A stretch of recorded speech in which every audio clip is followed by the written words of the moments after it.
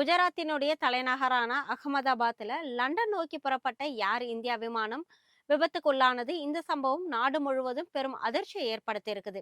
இந்த சம்பவத்திற்கு பிரதமர் நரேந்திர மோடி, குடியரசுத் தலைவர் மற்றும் பல்வேறு அரசியல் கட்சி தலைவர்கள் தங்களுடைய ஆழ்ந்த இரங்கல்களை தெரிவிச்சுட்டு வந்துட்டு இருக்கிறாங்க.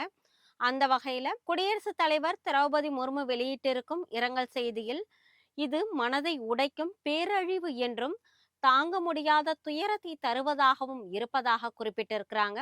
விவரிக்க முடியாத துயரத்தின் இந்த நேரத்தில் நமது தேசம் பாதிக்கப்பட்டவர்களுடன் நிற்கிறது என்றும் அவர் அந்த இரங்கல் குறிப்பில தெரிவிச்சிருக்கிறார். பிரதமர் மோடி விடுத்துள்ள இரங்கல் செய்தியில், வார்த்தைகளால் விவரிக்க முடியாத அளவிற்கு இந்த நிகழ்வு வேதனையை தருவதாக குறிப்பிட்டுள்ளார். இந்த சோகமான நேரத்தில் தனது நினைவுகள் அனைத்தும் பாதிக்கப்பட்டவர்களுடன் இருக்கின்றன.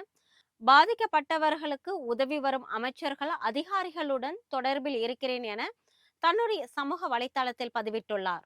நாடாளுமன்ற எதிர்க்கட்சி தலைவரும் காங்கிரஸ் எம்பியுமான ராகுல் காந்தி இந்த துயர சம்பவம் அதிர்ச்சி அளிப்பதாக தெரிவித்துள்ளார். விமான விபத்து மீட்பு பணிகளில் அரசுடன் இணைந்து உதவிகளை மேற்கொள்ள காங்கிரஸ் தொண்டர்களுக்கு அவர் அறிவுறுத்தியும் இருக்கிறார். காங்கிரஸ் கட்சியின் தொண்டர்கள் களத்தில் உதவுவதற்கு தங்களால் முடிந்த அனைத்தையும் செய்ய வேண்டும் என்றும் ராகுல் காந்தி கேட்டுக்கொண்டுள்ளார். தமிழக முதல்வர் மு.க.ஸ்டாலின் வெளியிட்டுள்ள இரங்கல் செய்திக்குறிப்பில், ஏர் இந்தியா விமான விபத்து மிகவும் அதிர்ச்சியை ஏற்படுத்தி இருக்கிறது என குறிப்பிட்டிருக்கிறார். தனது எண்ணம் முழுவதும் விமானத்தில் பயணித்தவர்களின் குடும்பத்தினருடைய இருக்கிறது என்றும், மீட்பு மற்றும் நிவாரண பணிகள் முழுவீச்சில் நடைபெற்று வருகின்றன என நம்புகிறேன் என்றும் அந்த பதிவில் குறிப்பிட்டுள்ளார்.